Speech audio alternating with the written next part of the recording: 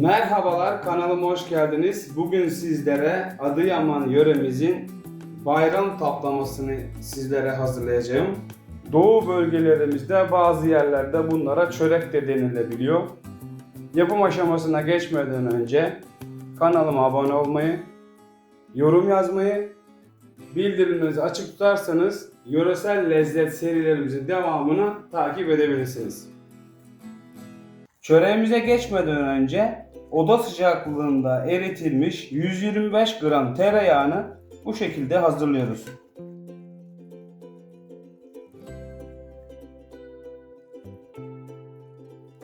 Üzerine bir su bardağı sıvı yağ ekliyorum ve biraz daha karıştırıyorum.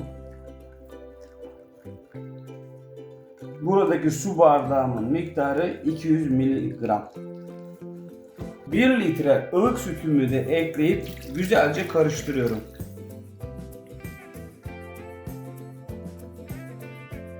Tereyağını, sütü ve sıvı yağı güzel bir şekilde karıştırdıktan sonra diğer malzemelerini ekliyorum. 12 gram tuzumuzu, 30 gram susamı, 30 gram çörek otunu, 20 gram şekeri ve son olarak da 10 gram keten tohumunu ekliyorum. Ve bu karışımı tekrardan bu şekilde karıştırıyorum. Daha sonra unu ve kabartma tozunu daha sonra ekleyeceğim. Bu çöreğimizi arzu edenler şekerli de yapabilir. Yaklaşık 1-1,5 su bardağı şeker de kullanılabilir. Yoğurmaya başlıyorum. İhtiyaca göre azar azar un eklemesi yapacağım. İlk başta şöyle kaşıkla bir güzelce yedireyim. Daha sonra elle yavaş yavaş yoğurmaya devam edeceğim.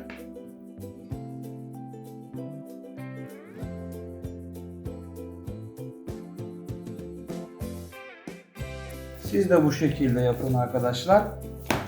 İhtiyaca göre yavaş yavaş unumuzu ekleyelim.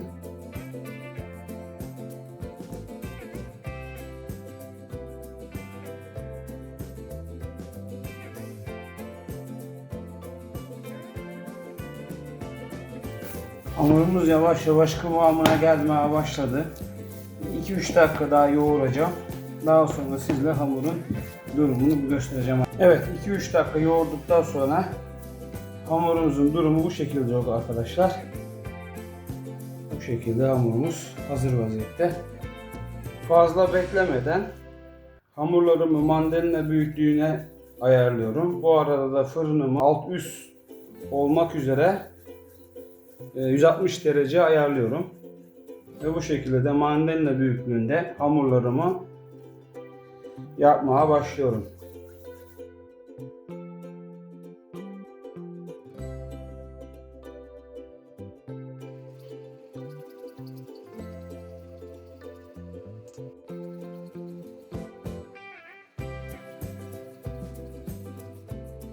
Evet, hamurlarımızı güzel bir şekilde mandalina büyüklüğüne yaptıktan sonra bezelerimizi alıp bu şekilde elimle açıyorum. Herhangi bir okla veya merdane kullanmıyorum.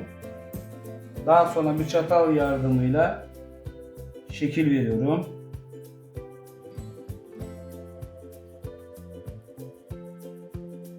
Herhangi bir aparatla ya da bardakla şöyle yuvarlak bir çıktı alıyorum. Evet, bu şekilde arkadaşlar. Kalanları atmıyoruz, birlikte değerlendiriyoruz.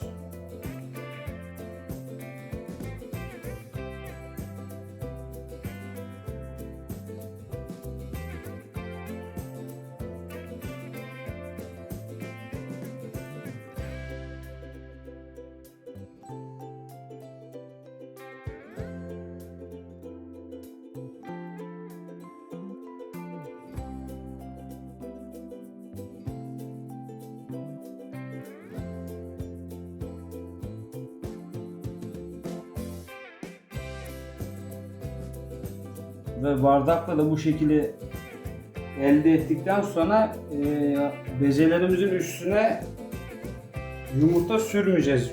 Önemli nokta burası arkadaşlar. Atlamayalım onu.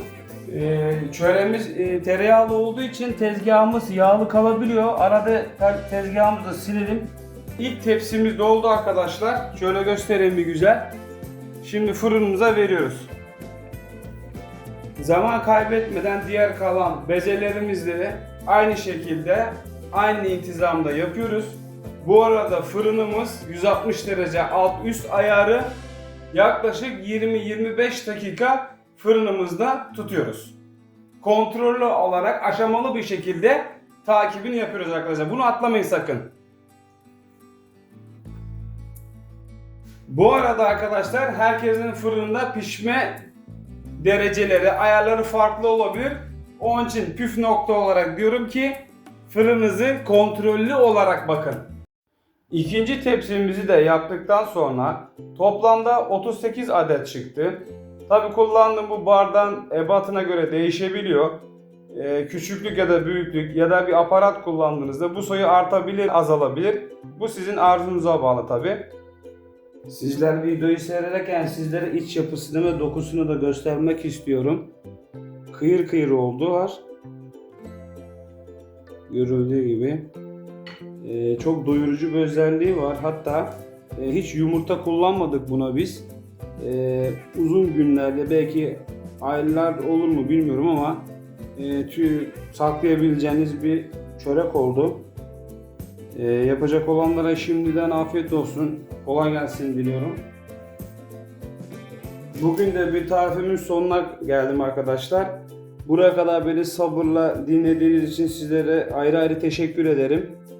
Başka videolarda görüşmek üzere. Hoşça kalın.